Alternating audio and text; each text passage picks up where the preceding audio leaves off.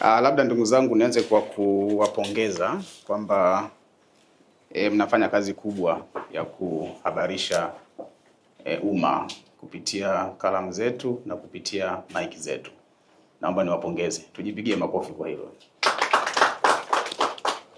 Jambo la pili, nakumbuka awamu iliyopita, tunasema ile season iliyopita, mambo ya ajabu hayakuwepo. Kwa hiyo waandishi wa habari walishiriki wote bila kujali vigezo vya kuwa na ithibati, lakini mwaka huu kuna hiki kigezo cha kuwa na ithibati. Kwa hiyo nashauri wale wote ambao wanashiriki kwenye hizi tuzo basi wahakikishe kwamba wanakuwa na ithibati, wamethibitishwa na bodi ya ithibati ya waandishi wa habari. Ni muhimu sana kwa sababu ni takwa la kisheria na ni kitu ambacho hatuwezi kukikwepa. Kwa hiyo ni muhimu waandishi wote wawe na hiyo ithibati. Lakini jambo jingine, tushiriki wote kama mwenyekiti wa TAMWA alivyosema, kwa sababu isije kaonekana kwamba hasa sisi tulioko hapa tushiriki wote kwenye hizo tuzo. Isionekane tu ni watu fulani tu ambao wanataka kushiriki. Hapana, wote tunataka tushiriki, then tushiriki hasa zile habari ambazo kwanza zimezingatia maadili, zimezingatia weledi, lakini pia habari ambazo zina impact kwa wananchi. Na habari ambazo zina impact, wote ni wataalamu ambao tunajua ni habari gani. Kwa hiyo ni muhimu sana tukazingatia hilo. Na mimi niwatakie kila laheri kwa awamu hii ya tuzo hizi, na naamini tutafanya vizuri zaidi kuliko mwaka jana, na Mungu akitujalia tukiandaa nyingine tena mambo yatakuwa mazuri zaidi. Mungu awabariki sana na washukuru sana. Na niwaondoe wasiwasi, watu wanasema labda hii tuzo inawakamata waandishi wa habari kuweka mfukoni. Sio kweli. Kwenye waandishi wa habari kuna mambo ambayo tunataka tufuatilie. Wakati tunasoma labda degree ya kwanza, tunaambiwa kwamba kazi za waandishi wa habari kufahamisha, kuelimisha, kuhamasisha, kuburudisha.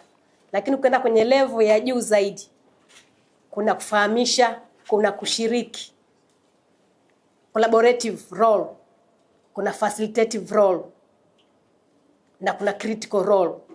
Kwa hiyo sasa kwenye waandishi wa habari wa maendeleo ni lazima tuziandikie zile habari za maendeleo. Tunachotafuta sisi ni maendeleo.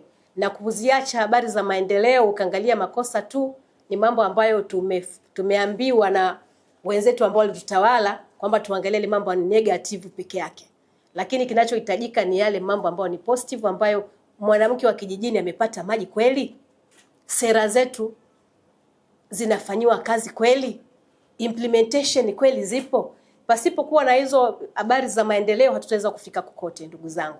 Kwa hiyo hizi habari za maendeleo ndio chachu ya taifa, na maendeleo yakiwepo yanaanzia kuanzia kwenye kaya.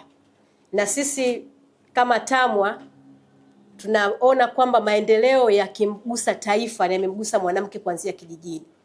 Kukiwepo na hospitali kijijini, mwanamke anapungukiwa mzigo ule wa kulea familia ambazo zina matatizo.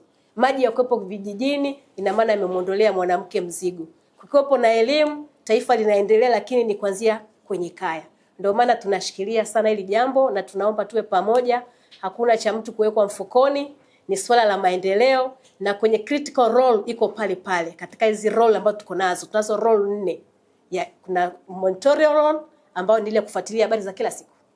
Kuna collaborative role ambao uandishi wa habari lazima kushirikiana na mashirika mengine kwa ajili ya kusaidia ile gurudumu la maendeleo. Kuna facilitative role. Tunavyoambiwa kwamba serikali imefanya kitu fulani, sisi ndio daraja kati ya wananchi na serikali, tuweze kutoa ufafanuzi, interpretation. Ni kweli vile vitu vimepangwa vimefika? Maendeleo aliyosema yamefika? Ni kazi yetu sisi waandishi wa habari. Alafu nakuja critical role pale ambapo unatakiwa sasa kukosoa, hapa jamani haijaenda vizuri. Kwa hiyo tupo pamoja na tunaendeleza weledi katika hii misingi ya uandishi wa habari, tunaizingatia sana, na tunaomba tushirikiane. Hizi tunzo ni za muhimu sana na zinatuwezesha kutoka eneo moja kwenda eneo lingine. Hakuna mtu akuja kutusemea sisi kama Afrika kwamba nyinyi mmeendelea, kama tutajisemea sisi wenyewe kwamba tumeendelea kutoka hatua moja tumekwenda hatua nyingine.